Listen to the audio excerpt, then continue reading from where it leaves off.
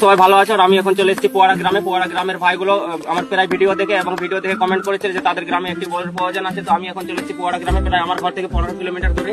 তো আমি এখন চলে এসেছি পোয়ারা গ্রামে। তো এই ভাইগুলোকে এখন আমি জিজ্ঞাসা করবো আমাদের ইন্ডিয়ান ফুটবল একজন গোলকিপারের নাম জিজ্ঞাসা করবো, যদি বলতে পারে। তো ভাইদের জন্য এই বলটি নিয়ে এসেছি আমি। তো এই যে এই গোলকিপারের কি নাম? গুরপ্রীত সিং সন্ধু। তো ভাইরা বলে দিয়েছে আমাদের একজন ইন্ডিয়ান ফুটবল প্লেয়ার গোলকিপার, যে এখন 1 নম্বর গোলকিপার ছিল কিছুদিন আগে, জাস্ট রিসেন্টলি এখন 1 নম্বর গোলকিপার এসেছে বিশাল কাইত। তো এখন ইন্ডিয়ান স্কোয়াড নেই, ইন্ডিয়ান স্কোয়াড থেকে ছিটকে গেছে। আমরা দেখতে পাবো বিশাল কাইতকে 4 তারিখের একটা ম্যাচ আছে, ফ্রেন্ডলি ম্যাচ আছে, সেই ফ্রেন্ডলি ম্যাচে দেখতে পাবো। আমরা গুরপ্রীত সিং সন্ধুকে দেখতে পাচ্ছি না। বেঙ্গালুরু এফসি।